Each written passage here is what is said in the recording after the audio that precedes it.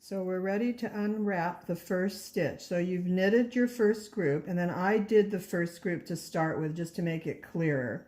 So now you've got a wrap, you've got your first group of wraps. So you unwrap it all the way down to the point where it stops, and then you slip that stitch over, and that brings up a loop. Then you unwrap the next stitch, and you slip that stitch over, and that gives you another loop. And you do that a total of 6 times. And you kind of pull on it as you're doing it. You won't hurt your yarn. So every time you unfurl, you furl it down to that knit stitch. So that's 2, 4, 5. So here's one more, and that's 6. Okay. When you have 6, you slide them all back over to the left-hand needle. Then you count over to the 4th loop from the right-hand needle, which is this one, and you knit through it like it's a stitch from front to back. You pull it around, you bring your loop up here, but you take that loop that you knit into and you pull it over those other 3 stitches, and then you kind of pull on it. And then you do the same thing with the next one, and it's easier now because you've made a space. You wrap it through, you pull this one over. Okay, and you can tug on it a little bit, you won't hurt it. And then the last one, the 3rd one, you do the same thing.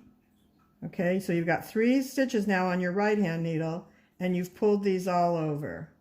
Okay, then you go back and you knit these 3 stitches normally. 1, 2, 3. Now the yarn I'm using doesn't have as much give as the yarn in your scarf, but then you just take this and you pull down on it, and that gives you that group of stitches.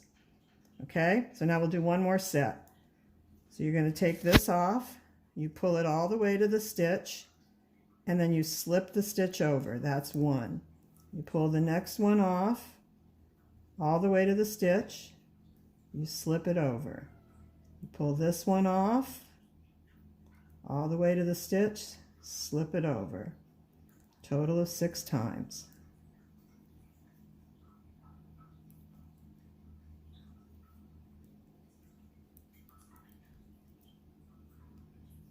Okay, those 6 loops go back onto the left-hand needle. You count, oops, sorry, missed that one, it fell off, but it won't go anywhere. Just slide it back on the right way. Okay, now we're going to count over to the 4th loop, which is this one. And I'm going to knit into it normally. I'm going to pull up the loop onto this needle, and I'm going to take that one and slide it over the stuff so that it kind of catches it. So now this is easy because now you can knit into the one after it, and it's clearer to see what it does. That one goes over.